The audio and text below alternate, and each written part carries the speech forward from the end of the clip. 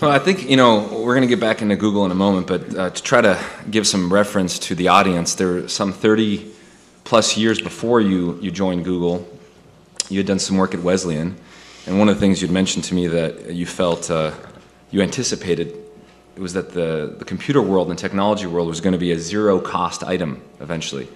Well, clarify that. What exactly does that mean to you? Well,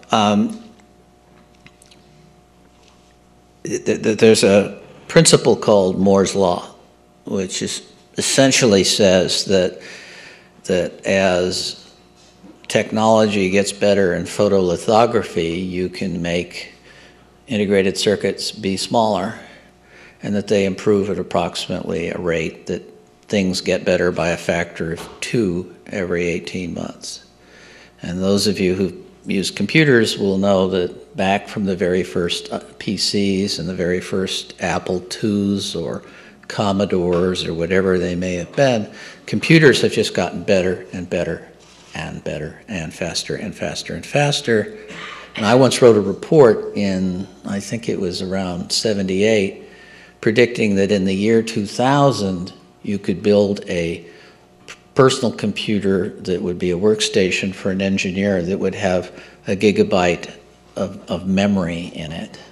And then it would only be a year or so before, at the time I was at Digital, the VAX computer, the memory, the virtual memory would be filled up. And I was advocating at that time that we should be building 64-bit address space computers so that you couldn't, quote, fill the memory up. And it was truly a memo that was considered comic because no one could see that far forward. Yeah.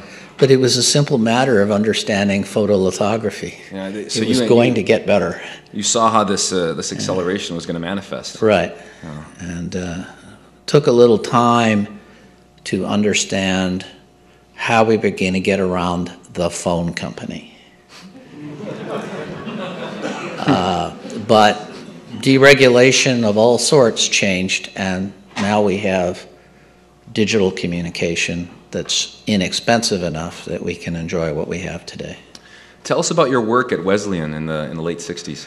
Well, my first job was basically my dream job. I was interested in math, physics, and astronomy, but my real passion at the moment happened to be computers.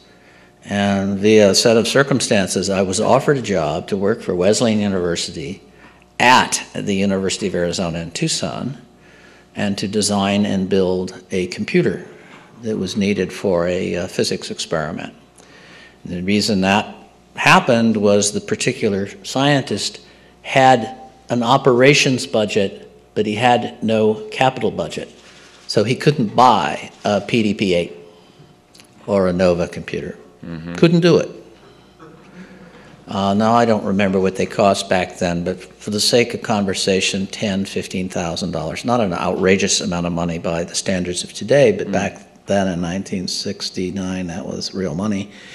And we didn't have it. So I worked for a year and designed and built a computer myself from the scratch, did every aspect of it, and including writing the software for it.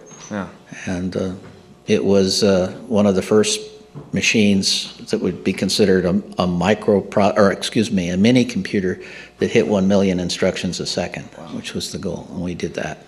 And that computer, did it have the first pointing device, or was that later in the mid-70s? No, this was just a thing to do computations. We had no real display, and so it was just a first attempt to. What led to innovating and developing the first mouse, the first pointing device? Well, that came later for me. When I was at Digital, first of all, I had nothing to do with inventing the mouse, but when we were at Digital, we were beginning to understand, a number of us, that there was an emerging thing that was going to happen.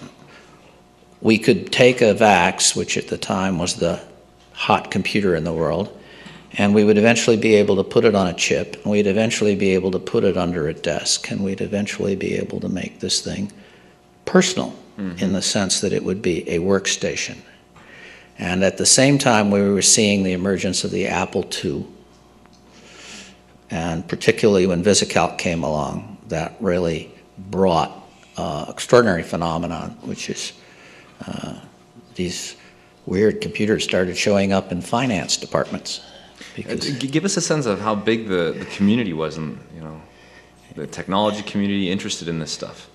Oh, it was measured in probably hundreds of thousands of people, but I think technology at that time had not reached into the mainstream of what I would see broader American life. I mean, technology was a HP calculator, or maybe an answering machine or something like that. We talked about those, It was pretty low level of technology in most people's lives, unless you were in business, and then maybe you had a green screen computer on your desk or something like that.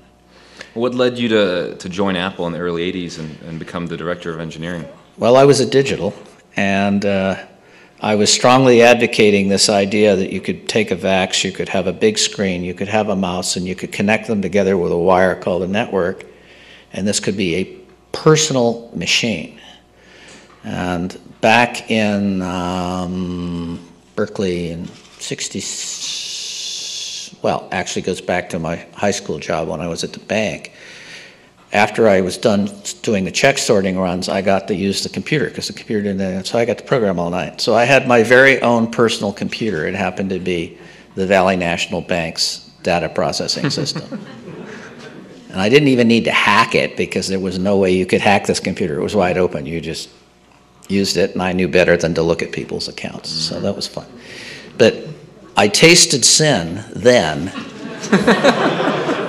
on the idea I had my computer. Yeah. And so I was stuck with that for ever after that.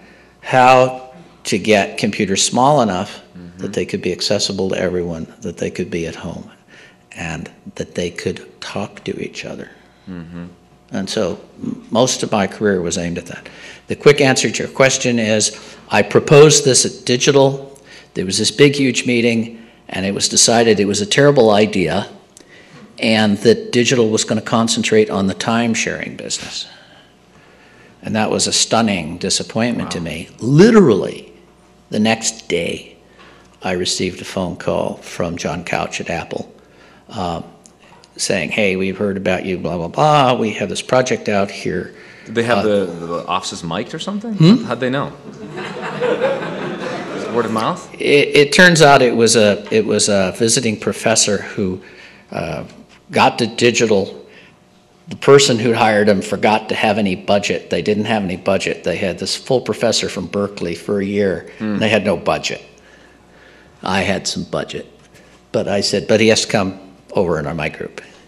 And so I met him, as David Patterson, and David ultimately led to the contact. During your time at Apple, and I've got lots of questions about Apple, but were you ever privy to any of the developing beginnings of the battles between Microsoft and Apple and Steve Jobs and Bill Gates? I wouldn't say, no. It was very different than that. I remember one day sitting in my office at Apple, and Bill Gates walked in, and we chatted for a minute, and I said to him, we're really interested in possibly putting your DOS program into the Lisa as a way we could run other things. Awesome. And I said, could we get the software? And the next day, I had a complete listing of Microsoft DOS in a FedEx box, and it showed up. No legal anything. So at that time, there wasn't much hassle, and it was very friendly relationships at that time. This would be 1982 or so. And the emphasis for you was still focused on engineering, and you had told me once that you have the artistic quotient of what can fit in your big toe. Right. And how did that buttress against Steve Jobs, who has obviously puts a lot of energy into ergonomic design and right. Well, Steve was a very different person in in 1980.